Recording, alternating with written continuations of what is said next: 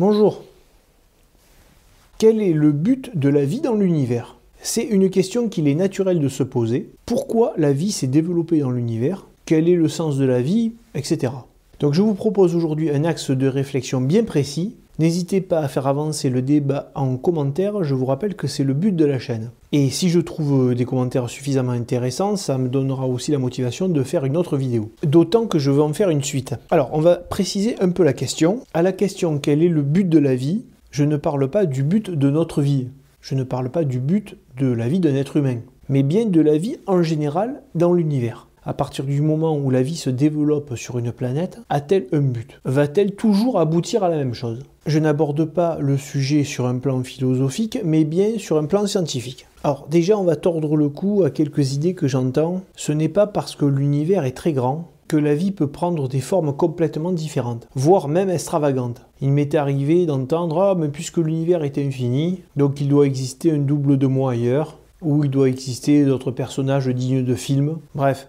Donc déjà, l'univers n'est pas infini, et en plus, je ne connais pas une grandeur qui soit infinie dans l'univers. Je suis désolé de le dire comme ça, mais en fait, on se rend compte que l'on vit vraiment dans une boîte de conserve. Alors, je précise ça parce que la vie, si elle doit se développer dans l'univers, elle doit obéir à un cadre bien précis. Alors, on va prendre un exemple avec les éléments qui sont les briques du vivant. On va prendre les atomes, donc ceux de la classification périodique des éléments que vous voyez au collège. Donc, je ne veux pas trop m'attarder sur les détails de chimie, mais vous allez voir, cette remarque est intéressante. Si on prend l'hydrogène, il a une charge plus et un électron qui tourne autour. Si on prend le deuxième élément, l'hélium, il a 2 charges plus, il a 2 électrons qui tournent autour. Le lithium, c'est 3 charges plus et 3 électrons qui tournent autour. Ainsi de suite.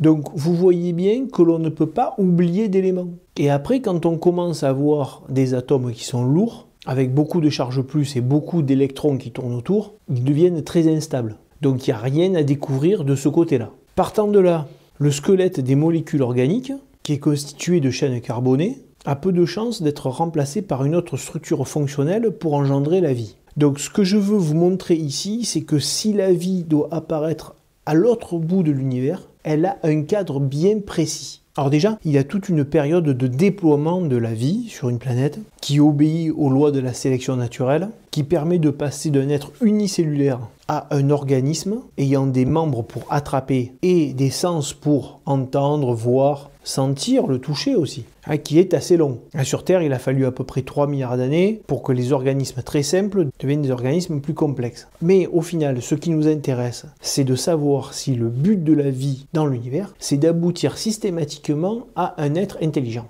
Alors, si on étudie bien la vie sur Terre, il y a 250 millions d'années, les dinosaures sont apparus. Et ils ont dominé le monde à peu près pendant 200 millions d'années. Donc, un équilibre naturel s'est installé. La sélection naturelle a continué de s'appliquer et les dinosaures ont continué finalement d'évoluer. Certains par une taille très grande, certains avaient une carapace énorme, mais aucun n'a développé d'intelligence équivalente à celle de l'être humain.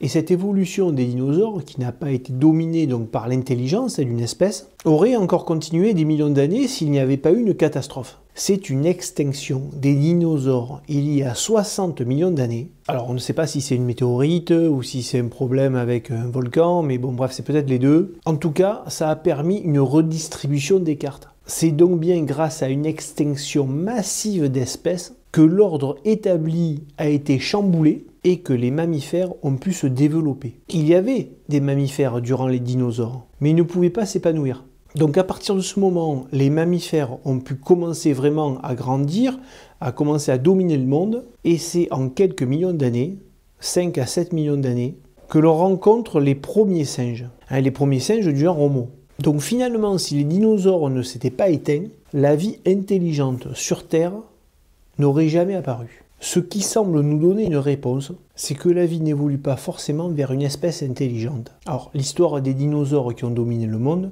c'est d'ailleurs pour ça que dans la science-fiction, on nous parle des petits gris pour les extraterrestres. En fait, on pense que si la vie se développe sur une autre planète et qu'elle suit normalement le même cheminement que sur la Terre, en commençant par des reptiles, il se peut qu'une espèce intelligente de reptiles domine le monde, et donc sur cette planète, ce serait plutôt les reptiles qui seraient une espèce intelligente. Parce que même si la vie intelligente est apparue sur Terre sous la forme des mammifères, rien ne nous dit qu'elle n'aurait pas pu apparaître sous la forme des reptiles, à partir du moment où les conditions sont réunies pour que la vie intelligente se développe.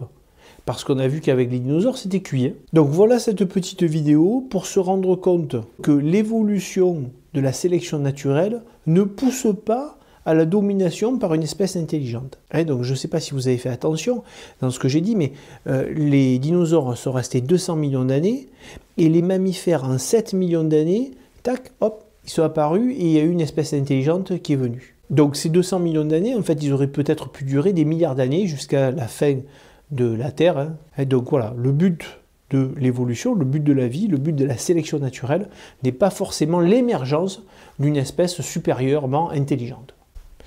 Merci et au revoir.